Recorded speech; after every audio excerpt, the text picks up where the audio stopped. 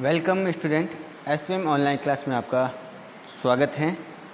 और आज बात करेंगे हम एसएसटी की। हमने पाठ संख्या 9 की शुरुआत की थी और उसके अंतर्गत हमने सिल्क रूट रेशम मार्ग की बात की थी। आज पढ़ेंगे हम बौद्ध धर्म का प्रसार। क्या पढ़ेंगे हम? जो बौद्ध धर्म है उसका प्रचार पढ़ेंगे। भारत में बहुत सारे धर्म हैं, अलग अलग धर्म हैं, हिंदू, मुस्लिम, ईसाई, जैन, बौद्ध, अलग अलग धर्म हैं। तो उसमें से एक धर्म के बारे में पढ़ेंगे कि जो बौद्ध धर्म है उसका प्रसार किस प्रकार से हुआ। भगवान बुद्ध के बारे में नाम सुना होगा आपने कि भगवान बुद्ध हैं, वो बौद्ध धर्म के सबसे पहले प्रवर्तक हैं जिन्होंने बौद्ध धर्म की शुरुआत की थी, ये ध्यान रखना है।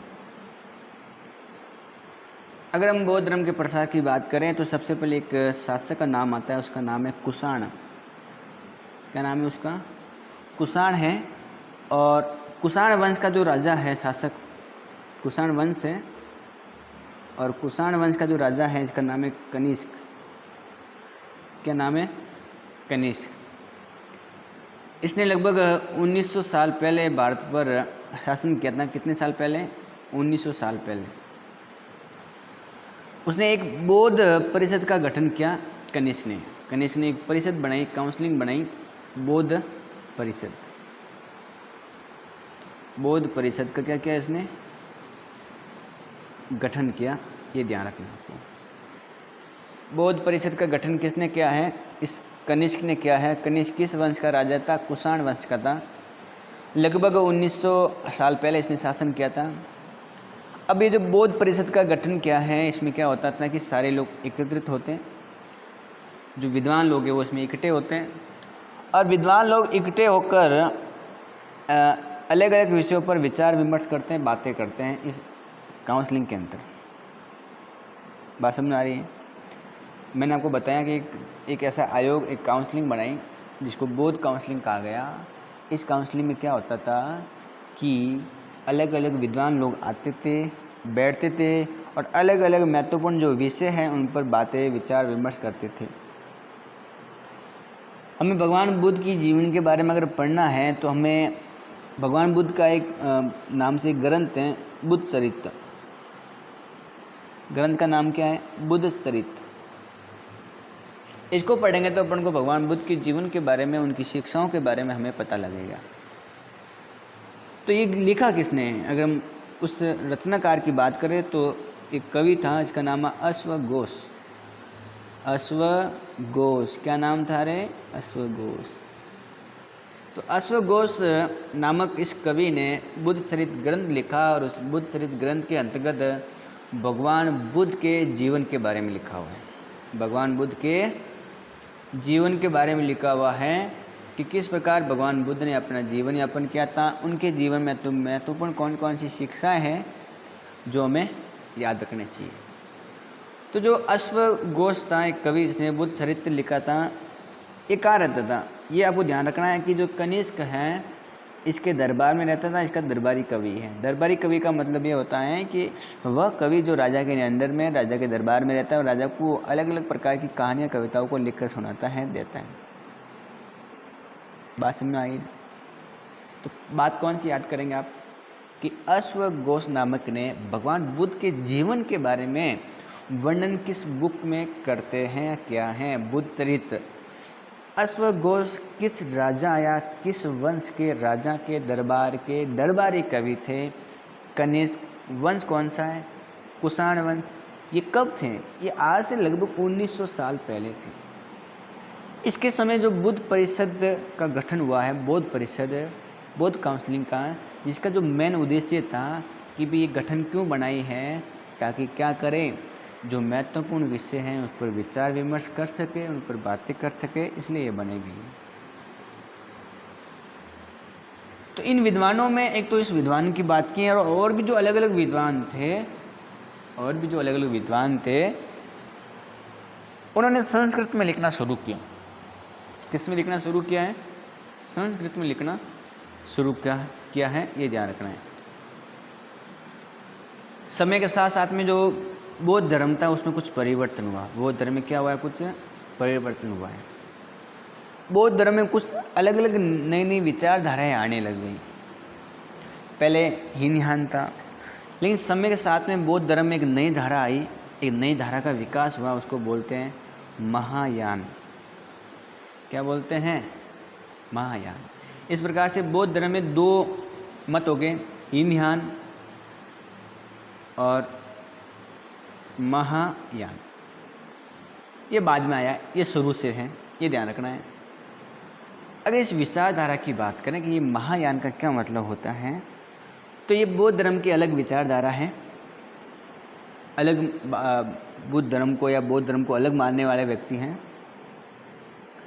इनकी दो विशेषताएं। कितनी विशेषताएं इनकी? दो विशेषताएं। पहले तो यही है कि इसमें मूर्तियों में बुद्ध की उपस्थिति सिर्फ कुछ संकेतों के माध्यम से ही दर्शाई जाती थी। मिसाल के तौर पर अगर हम देखें तो उनकी जो निर्वाण प्राप्ति की, अगर हम पीपल के पेड़ की बात करें तो वो उसको मूर्ति के रूप में दर्शाया गया है। पर अब बुद्ध की प्रतिमाएं बनाई जाने लगी हैं। इसमें अधिकांश मथुरा में तो कुछ तक्षशिला में बनाई जाने लगी हैं। मैंने आपको महायान की एक बहुत बड़ी बात बताई है, ध्यान से सुनेंगे और देखेंगे कि महायान की जो पहली सबसे बड़ी बात है कि इस मत के अकॉर्डिंग भगवान बुद्ध की संकेत के रूप में मूर्तियां बनने लग गई। भगवान बुद्ध की क्या होगी? मूर्तियां। इससे पहले मूर्तियां नहीं बनती थी। इससे पहले भगवान बुद्ध की शिक्षाओं का प्रसार होता, मूर्तियां नहीं बनती थी। लेकिन ये मत आने के बाद में भगवान बुद्ध को जो संकेत हैं उनकी मूर्तियां बनाने लग गए। और विशेषकर अगर हम उदाहरण की बात करें तो जिस पीपल के पेड़ के नीचे भगवान बुद्ध को ज्ञान की प्राप्ति हुई थी, जिस पीपल के पेड़ के नीचे उनका निर्वाण हुआ था, उनको निर्वाण प्राप्ति हुई थी, उस पीपल के पेड़ को भी भगवान बुद्ध के प्रतीक के रूप में उसको दर्शाया गया है। समय के साथ में भगवान बुद्ध की मूर्तियां बनने लग गई और अधिकतर जो मूर्तियां हैं वो मथुरा में बनी है। कहाँ बनी है भाई? मथुरा में। ठीक है। और तक्षशिला विश्वविद्यालय था पहले, तक्षशिला, उसके अंदर भी आपको ध्यान रखना है कि इस प्रकार की मूर्तियां बनी हैं, मिली हैं भगवान बुद्ध की। तो बात समझ में आ रही होगी कि हमने पहले महायान की बात की, उसमें एक विचारधारा देखी है महायान, उसकी क्या विशेषताएं, एक विशेषता की बात कर ली है। अगर हम आगे देखें तो आपको पता लगेगा कि दूसरा जो इसमें परिवर्तन दिखाया जाता है इसमें कि अब वो एक बोधिसत्व के रूप में लोगों में आस्था करने लगे। बोधिसत्व में आस्था इनकी नज़र आती है। किसमें? बोधिसत्व में। बोधिसत्व में आस्था हमको दिखाई देती है। पहली बात है कि बोधिसत्व क्या होता है, बोधिसत्व किसे कहते हैं, ये भी समझना जरूरी है। पहली बात है कि ऐसे लोग जो ज्ञान प्राप्ति के लिए एकांत में रहते हैं और ध्यान साधना करते रहते हैं, ठीक है, लेकिन ऐसा करने के बजाय वे लोगों को शिक्षा देने और मदद करने के लिए सांसारिक परिवेश में रहना ठीक समझे लगे। धीरे धीरे बोधिसत्व की पूजा काफ़ी लोकप्रिय हो गई। पूरे एशिया, मध्य एशिया, चीन और बाद में कोरिया और जापान तक भी फैलती गई बोधिसत्वों की।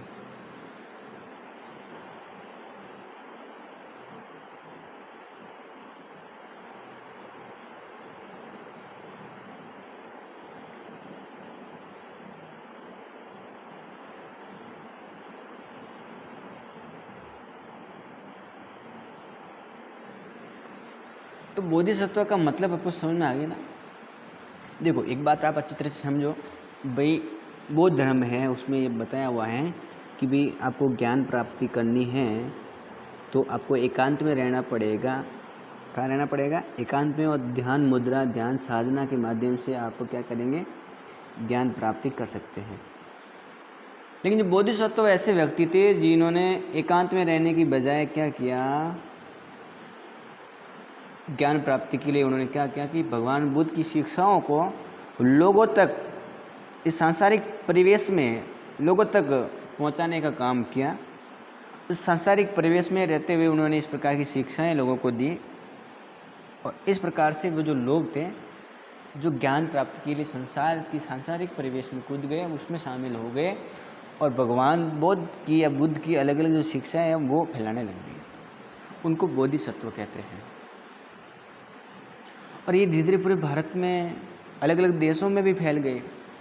मध्य एशिया उसमें भी ये धीरे धीरे बोधिसत्व फैल गए।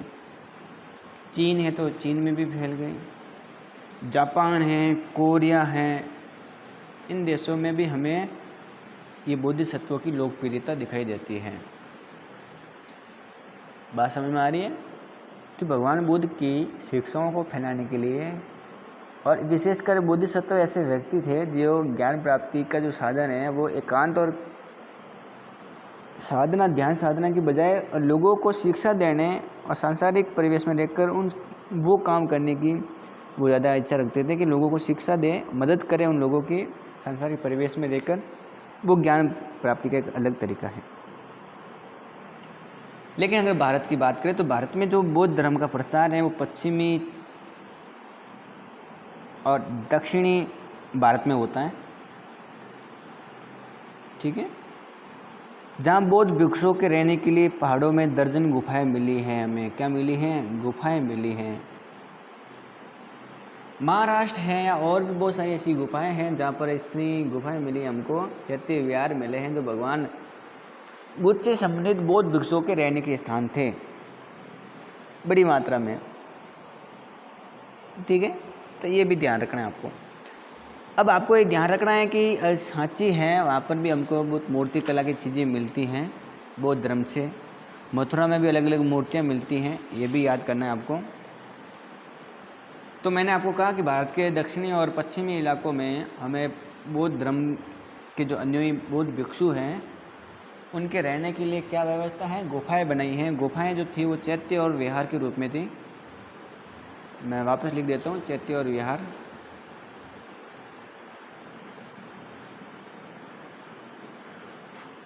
बौद्ध भिक्षुओं के लिए दो प्रकार की गुफाएं मिलती हैं, चैत्य और विहार गुफाएं। चैत्य गुफाएं क्या होती हैं कि ऐसी गुफाएं जहाँ पर बौद्ध जो भिक्षु है, भगवान बुद्ध को मानने वाले जो अनुयायी हैं, वो वहाँ पर पूजा पाठ करते हैं, अर्चना करते हैं, ध्यान करते हैं। वो जो जगह है वो चैत्य है, उस गुफा को चैत्य गुफा कहते हैं। विहार गुफा वह गुफा है जिसमें वो रहते हैं, खाना पीना खाते हैं, रहने की जो जगह है वो इनकी ये है। बात समझेंगे ना कि कौन कौन सी गुफाएं होती है चैत्य और विहार बौद्ध भिक्षु के लिए, ये हमें मिलती हैं। ये जो गुफाएं हैं ये उस समय के जो राजा रानियां हैं उनके आदेश से गुफाएं बनाई गई उनके लिए, और इसमें से कुछ व्यापारी लोगों ने गुफाएं बनाई हैं, अमीर जो किसान लोग हैं उन्होंने भी बनाई हैं।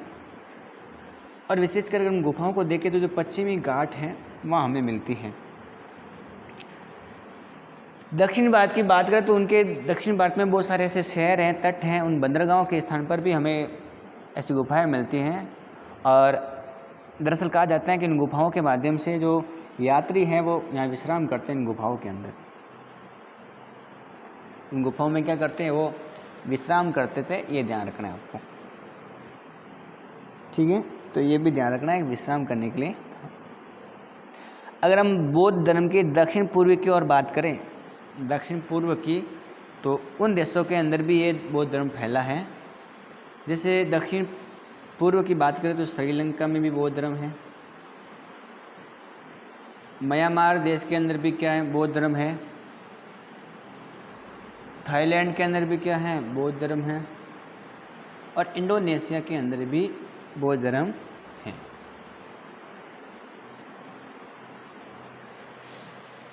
ठीक है, ये हमारे दक्षिण पूर्वी इलाके हैं। दक्षिण पूर्वी इलाकों की बात करें एशिया के, तो यहाँ पर ऐसे भारत हैं, श्रीलंका है यहाँ पर,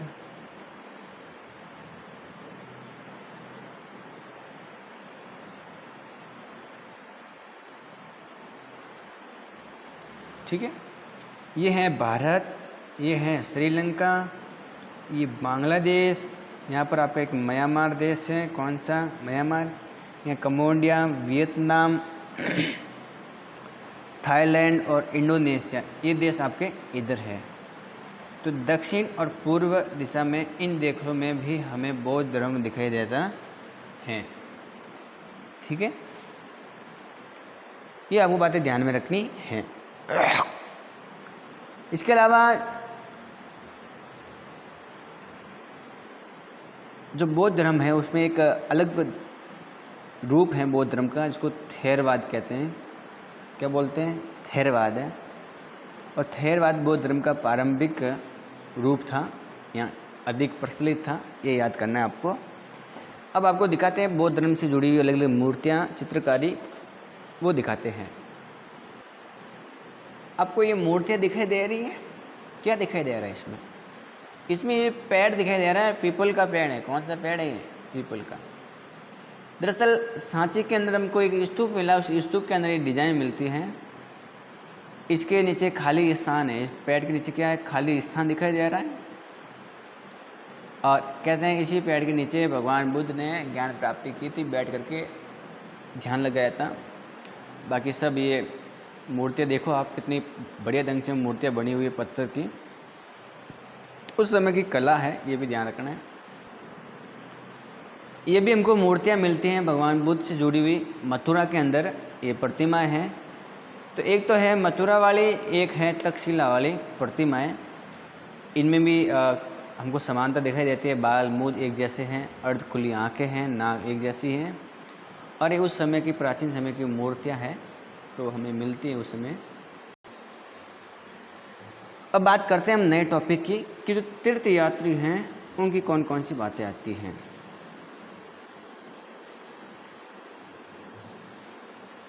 तीर्थ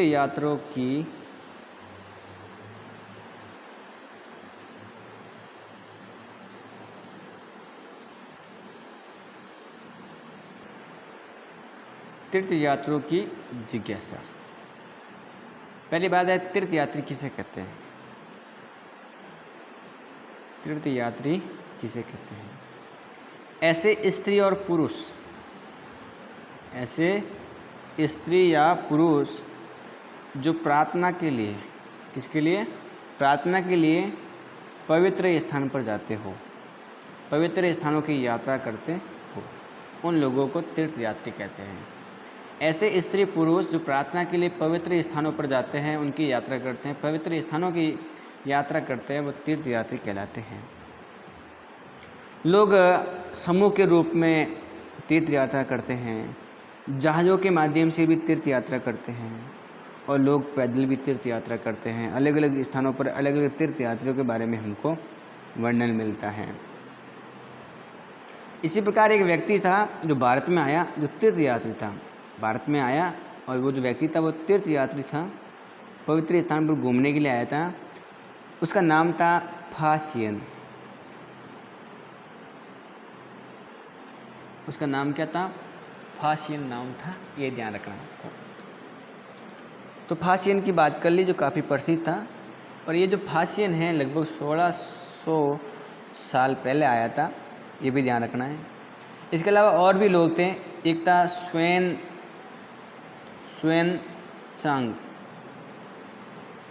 स्वान-त्सांग, ये भी था, जो लगभग 1400 वर्ष पहले भारत में आया था, तीर्थ यात्री।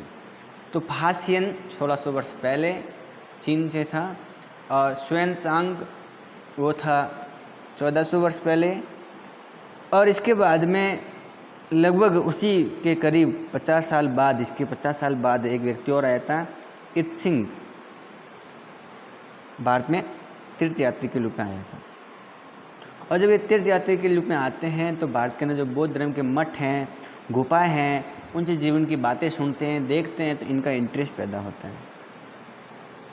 और ये भी एक तरह से मान लेते हैं कि बौद्ध धर्म से प्रभावित होते हैं, और फिर अपनी यात्रा का वर्णन करते हैं। और इस यात्रा के वर्णन के समय इनके मार्ग में जो जो मुश्किलें आई उनका भी वर्णन करते हैं। इन यात्राओं में कई वर्ष लग जाते थे।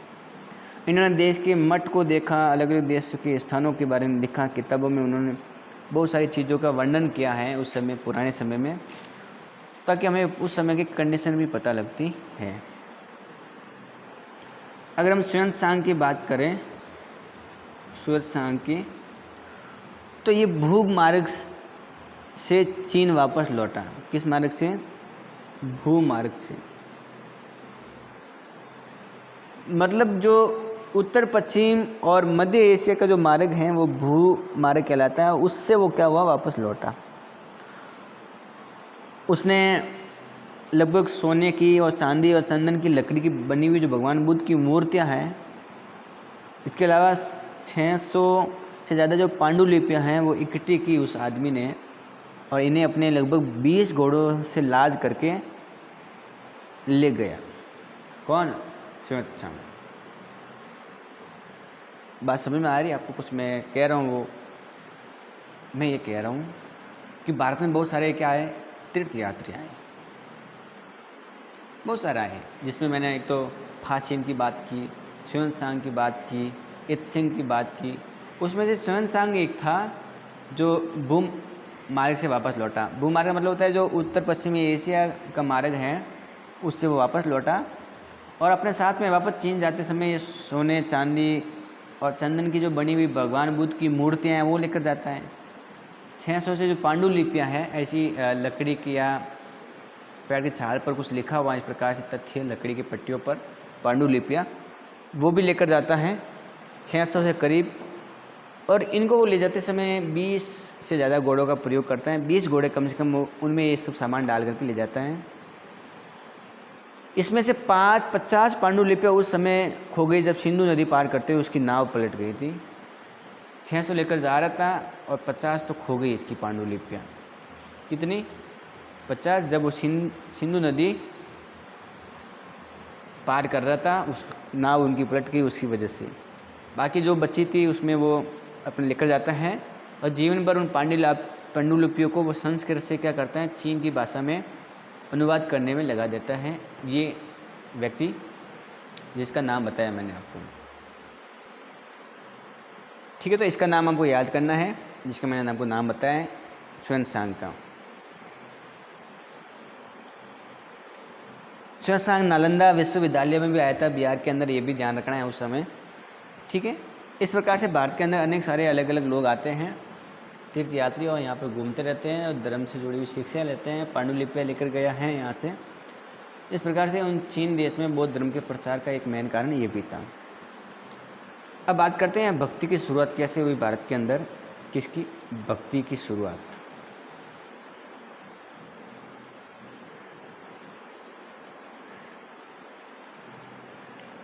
भक्ति की शुरुआत बात करते हैं। भक्ति की शुरुआत का मतलब होता है कि हम देवी देवताओं की मूर्तियों की पूजा करते हैं। आज भी हम देवी देवताओं की मूर्तियाँ हैं उनकी पूजा पाठ करते हैं, और देवी देवताओं की जो मूर्तियाँ हैं वो विशेषकर हिंदू धर्म में हमको दिखाई देती है। किस धर्म में? हिंदू धर्म में। और हिंदू धर्म में हमें अनेक देवी देवताओं की मूर्तियाँ मिलती है। विष्णु भगवान की हो, भगवान शिव की हो, या दुर्गा जी को हो, अगर उन देवियों की बात करें तो ये भी ध्यान रखना है। इन देवी देवताओं की पूजा पाठ हैं वो तब से शुरू होती है जब भारत के अंदर भक्ति परंपरा आगे बढ़ती रहती हैं, और भक्ति परंपरा के माध्यम से देवी देवताओं की पूजा पाठ और भी ज़्यादा प्रसिद्ध होती रहती है, लोकप्रिय हो जाती रहती है, ठीक है। तो ये भी बात आप अच्छी तरह से समझ सकते हो कि किस प्रकार से भक्ति भावना की वजह से इन देवी देवताओं की मूर्तियाँ प्रसिद्ध होती जाती हैं, लोग भक्ति भावना में लगे रहते हैं। किसी भगवान के प्रति, किसी देवी देवताओं के प्रति जो श्रद्धा भाव है उसको भक्ति कहते हैं। भक्ति का मतलब होता है किसी देवी देवताओं के प्रति जो श्रद्धा भाव है आपका, वही आपकी भक्ति है। और भक्ति का जो रास्ता है वो सबके लिए खुला है। कोई भी व्यक्ति भक्ति कर सकता है, अमीर आदमी हो या गरीब, ऊंची जाति का हो या नीची जाति का, भक्ति भावना कोई भी कर सकता है, स्त्री हो या पुरुष। तो किसी देवी देवताओं के प्रति जो आपकी श्रद्धा है उसे भक्ति कहते हैं। और भक्ति भावना वाला जो पथ है, भक्ति का जो रास्ता है वो बिल्कुल खुला है। इसमें कोई भी व्यक्ति किसी भी देवता की भक्ति कर सकता है, चाहे वो गरीब हो, अमीर हो, ऊंची जाति का हो, नीची जाति का हो, या स्त्री पुरुष हो। इसके लिए किसी प्रकार की कोई रोक टोक नहीं है। तो आज की इस वीडियो में इतना ही, बाकी बात करेंगे हम अगले वीडियो में। देखिए, वीडियो को लाइक करना है, चैनल को क्या करना है, सब्सक्राइब करना है, वीडियो को क्या करना है, शेयर भी करना है। इसके अलावा इस वीडियो को 2-3 बार देखना है। तो आज के लिए इतना ही। घर पर रहिए, सुरक्षित रहिए, अपना और अपने परिवार का ख्याल रखिए।